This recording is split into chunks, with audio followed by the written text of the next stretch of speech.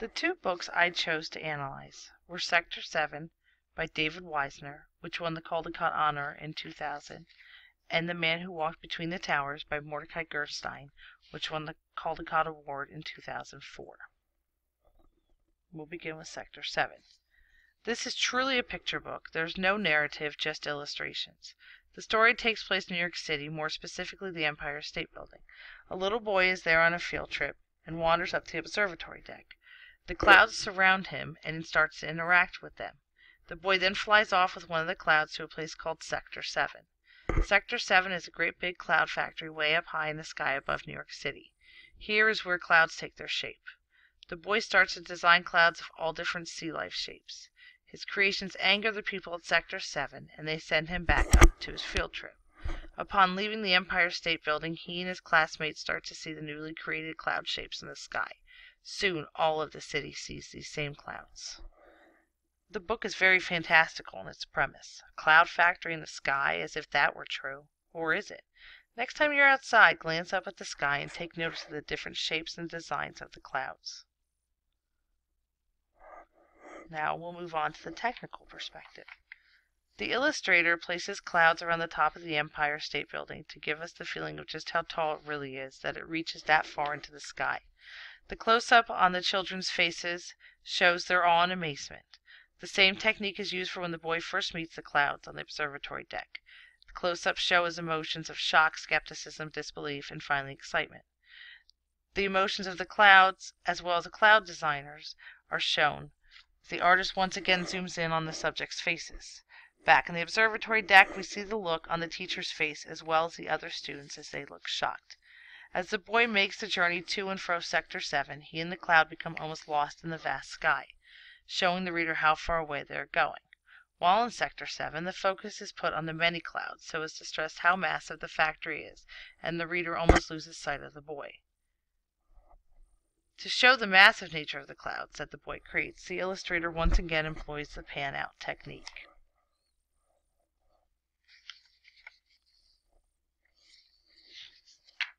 The cultural perspective in this book alludes to the innocence of his childhood. The children are in awe of the sight of the Empire State Building and scenes from the observation deck. The friendship between the boy and the mischievous cloud is also presented. The story, although it has no words, shows the creativity of one little boy with an imagination and a flair for drawing. These newly formed clouds have the whole city in awe of them in a way that unites the citizens of New York City.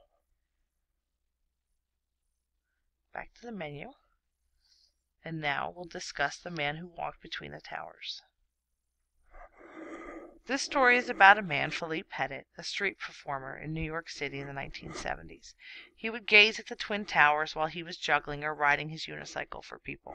He knew what he had to do, something he had previously done in Paris. He had to walk between the towers. He and his friends snuck up to the very top one night after all the workers had left, in an attempt to connect the buildings with a single rope. As the sun was rising and the streets were beginning to buzz, Philippe set off on his journey 1,340 feet above this city.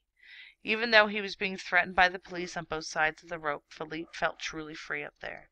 He finally surrendered, and the judge sentenced him to community service, to perform for children and their families in the city's parks.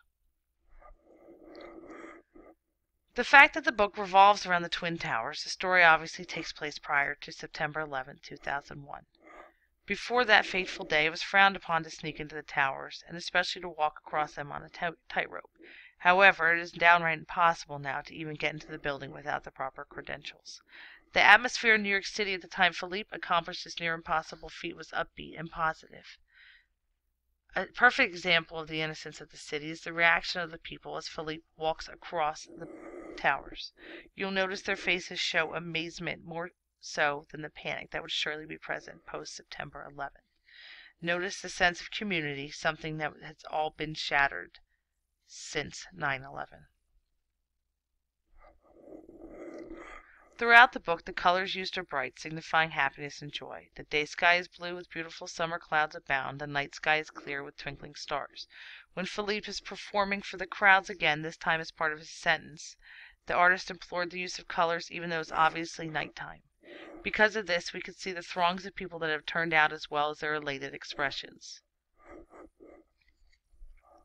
The scenes where they're trying to string the rope from one tower to the other show just how death-defying the act will be, from the dark colors and shadows used to the angle where they show Philippe as he retrieves the rope high above the bustling city. The lights from below look like minuscule dots to the crew. The bridges shown in the background look like parts to a toy train set.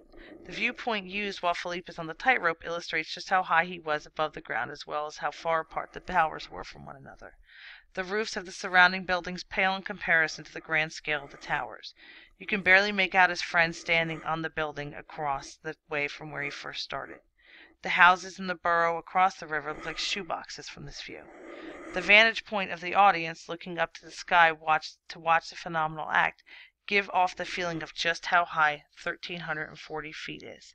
Philippe looks like a small speck in the sky, indiscernible to the casual observer. Probably the most powerful illustrations in the book can be seen in the last 2 pages.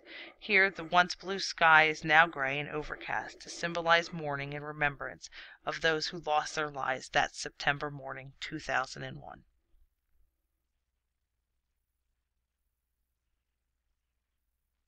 That concludes my picture book analysis, and I hope you enjoyed it.